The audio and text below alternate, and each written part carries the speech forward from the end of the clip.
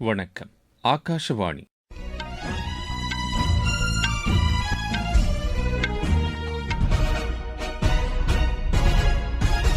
செய்திகள் வாசிப்பவர் கோபாலகிருஷ்ணன். தலைப்புச் செய்திகள்.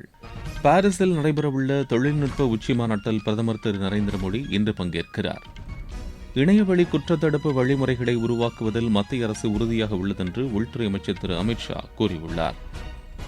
இந்தியா இங்கிலாந்து இடையேயான விரிவான பொருளாதார வர்த்தக ஒப்பந்தம் அடுத்த மாதம் 15ஆம் தேதி அமலுக்கு வரும் என்று இரு நாடுகளும் அறிவித்துள்ளன.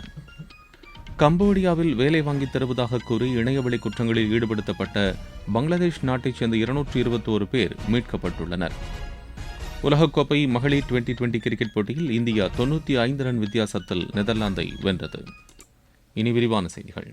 பிரான்ஸ் நாட்டின் பாரிஸில் இன்று நடைபெறவுள்ள தொழில்நுட்ப உச்சி மாநாட்டில் பிரதமர் திரு நரேந்திர மோடி அந்நாட்டு அதிபர் திரு இமானுவேல் மேக்ரானுடன் இணைந்து பங்கேற்கிறார்.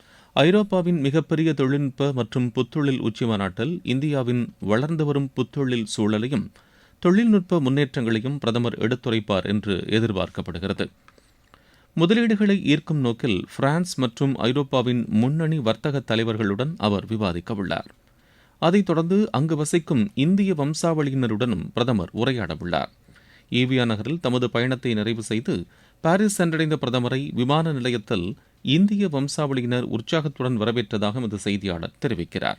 முன்னதாக ஈவியா நகரில் அமெரிக்க அதிபர் திரு டொனால்டு டிரம்பை பிரதமர் சந்தித்து பேசினார். உலகளாவிய பொருளாதாரத்திற்கு ஹோர்முஸ் நீரிணையை திறப்பது முக்கிய நடவடிக்கை என்று அப்போது அவர் கூறினார். தடையற்ற வகையில் கப்பல் போக்குவரத்து நடைபெறுவதை உறுதி செய்ய வேண்டும் என்று பிரதமர் வலியுறுத்தினார்.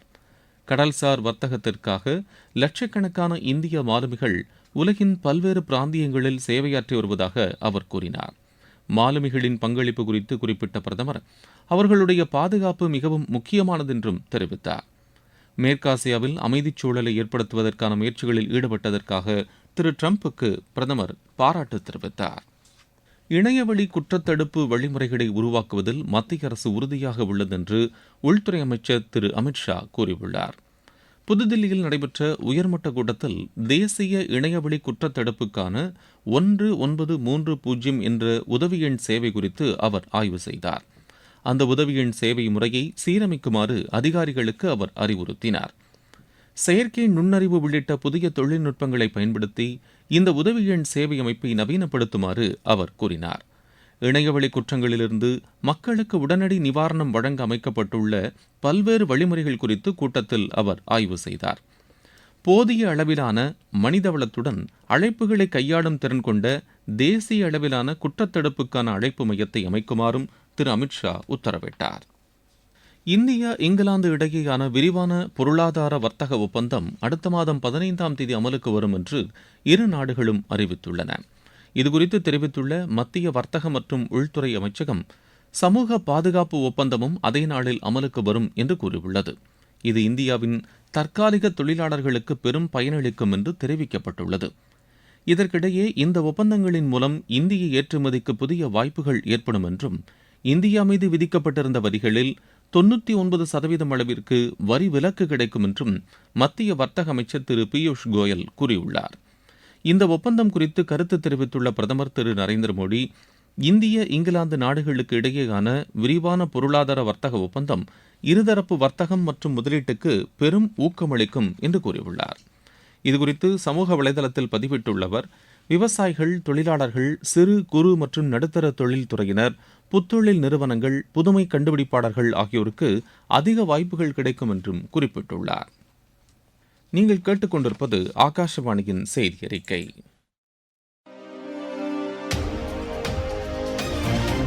ஊரக வளர்ச்சிக்கான புதிய அத்தியாயம். வளர்ச்சியடைந்த இந்தியாவிற்கான ஊரக வேலைவாய்ப்பு உறுதி மற்றும் வாழ்வாதார சட்டம் ஜூலை மாதம் 1ஆம் தேதி முதல் செயல்பாட்டுக்கு வருகிறது. இந்த சட்டம் வருடத்திற்கு 125 நாட்கள் வேலையை உறுதி செய்கிறது. இதில் வாரந்தோறும் ஊதியம் வழங்கப்படுவது கட்டாயமாக்கப்பட்டுள்ளது. பணி முடிந்த 15 நாட்களுக்குள் ஊதியம் வழங்குவதை உறுதி செய்வதற்கான அம்சங்களும் இதில் இடம்பெற்றுள்ளன. ஊதியம் காலதாமதமாக வழங்கப்பட்டால் அதற்கான இழப்பீட்டுத் தொகைக்கும் இதில் வகை செய்யப்பட்டுள்ளது. வளர்ச்சியடைந்த இந்தியாவிற்கான பயணத்தில் மோடி அரசு தொடரும் சீர்திருத்த நடவடிக்கைகள். நாட்டில் நடப்பாண்டு இறுதிக்குள் 300 ஜிகாவாட் அளவிலான புதைப்படிவமற்ற எரிபொருள் உற்பத்தி செய்யப்படும் என்று புதிய மற்றும் புதுப்பிக்கத்தக்க எரிசக்தித்துறை அமைச்சர் திரு பிரல்ஹாத் ஜோஷி தெரிவித்துள்ளார். புதுதில்லியில் நடைபெற்ற நிகழ்ச்சி ஒன்றில் உரையாற்றிய அவர், உலகின் மிக விரைவான மிகப்பெரிய தூய்மை எரிசக்தி மாற்றங்களில் ஒன்றை இந்தியா கொண்டுள்ளதாக அவர் கூறினார். கடந்த 12 ஆண்டுகளில் எரிசக்தி மாற்றத் துறையில் இந்தியா உலகளாவிய தலைமைத்துவமாக உருவெடுத்துள்ளதாக தெரிவித்தார். தேசிய பசுமை ஹைட்ரஜன் இயக்கம் குறித்து குறிப்பிட்ட அமைச்சர், பசுமை ஹைட்ரஜன் தொழில்நுட்பங்களில் புத்தொழில் நிறுவனங்களுக்கு ஆதரவளிக்க 100 கோடி ரூபாய் ஒதுக்கப்பட்டுள்ளதாக கூறினார். இத்துறையில் 8 லட்சம் கோடி ரூபாய் முதலீட்டை ஈர்ப்பது 6 லட்சம் வேலைவாய்ப்புகளை உருவாக்குவதை நோக்கமாக கொண்டுள்ளதாக அவர் தெரிவித்தார். ஆண்டுக்கு 50 மில்லியன் டன் கார்பன் வெளியீட்டை குறைப்பதும் தேசிய பசுமை ஹைட்ரஜன் திட்டத்தின் நோக்கம் என்று திரு பிரல்ஹாத் ஜோஷி கூறினார்.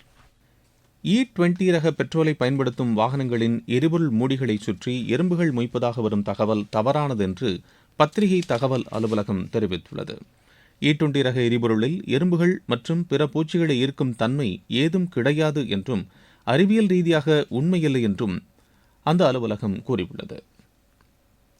தமிழக சட்டப்பேரவைக் கூட்டத்தொடர் இன்று தொடங்குகிறது. தாவேக தலைமையிலான புதிய அரசு பதவியேற்ற பின் நடைபெறும் முதல் கூட்டத்தொடர் என்பதால் ஆளுநர் திரு ராஜேந்திர விஸ்வநாத் அர்லேக்கர் உரையுடன் கூட்டத்தொடர் தொடங்குகிறது. ஆளுநர் உரையின் தமிழாக்கத்தை சட்டப்பேரவைத் தலைவர் திரு JCD பிரபாகர் வாசிப்பார். அரசு நலத்திட்டங்கள், கொள்கைகள் குறித்து ஆளுநர் உரையில் இடம்பெறும் என்று எதிர்பார்க்கப்படுகிறது. பின்னர் அலுவல் ஆய்வுக்குழு கூடி கூட்டத்தொடரை எத்தனை நாட்கள் நடத்துவது என்பது குறித்து முடிவு செய்யப்படும். கம்போடியாவில் வேலை வாங்கி தருவதாக கூறி இணையவழி குற்றங்களில் ஈடுபடுத்தப்பட்ட பங்களாதேஷ் நாட்டைச் சேர்ந்த 221 பேர் மீட்கப்பட்டுள்ளனர். இவர்களில் 78 பேர் நேற்று முன்தினம் இரவு டாக்கா வந்தடைந்ததாக அந்நாட்டு அரசு தெரிவித்துள்ளது.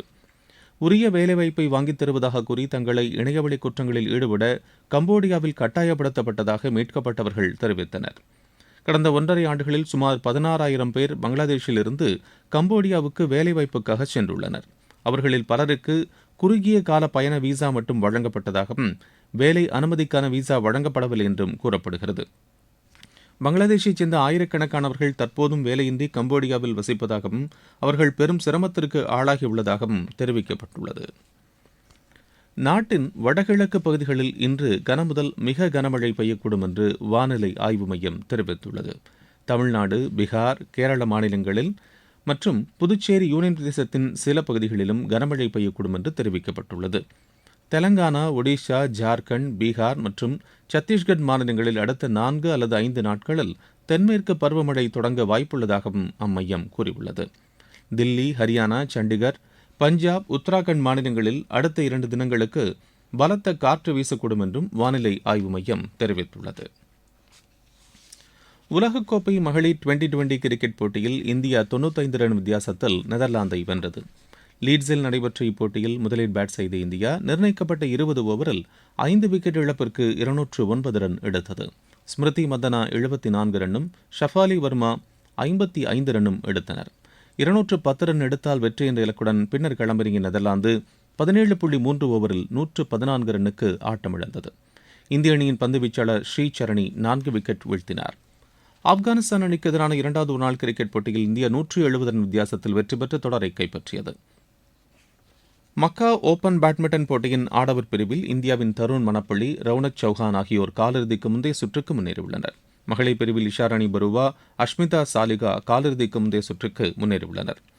உலகக்கோப்பை கால்பந்து போட்டியில் இங்கிலாந்து 4-2 என்ற கோல் கணக்கில் குரேஷியாவை வென்றது.